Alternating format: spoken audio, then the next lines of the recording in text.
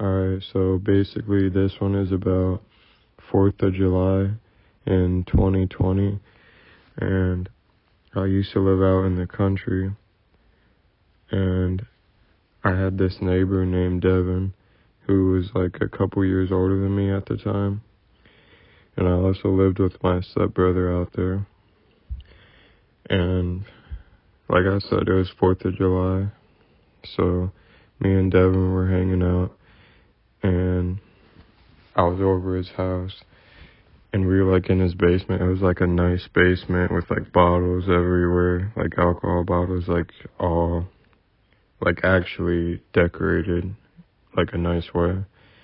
And me and him were down there smoking cigarettes and just like chilling.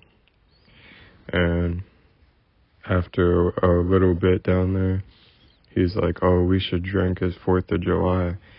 So he had this watermelon Smirnoff, and he basically, like, we didn't really have glasses down there, so he just, like, it sounds weird, but he just, like, started pouring it down my mouth, basically.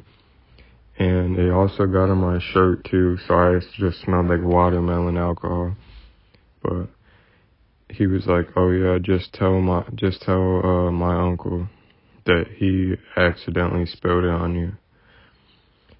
And I ended up telling him that, and he believed it because he was like a drunk or whatever.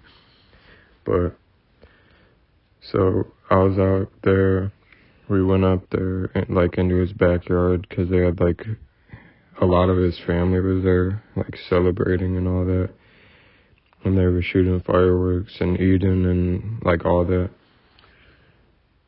And then we were like swimming because he had a big pond, like huge pond. So we were just swimming and like chilling. And after me and him was like done chilling by his family and stuff, he gave me like a cup of rum and coke to bring to my stepbrother.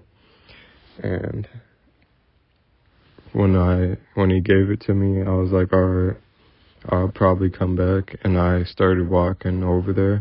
But since I'm out in the country, it was like a 50 feet walk or something, maybe longer, like across the street.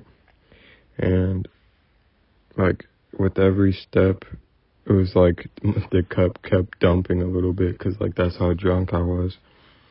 And keep in mind, I was only like 12 probably, maybe 11. But with every step, like the cup kept spilling more and more. So by the time I actually got to my stepbrother, the cup was like half empty, and I was like, it was full when I was gonna bring it to you. I just kept spilling it because I couldn't walk straight. And then, so I gave it to him or whatever.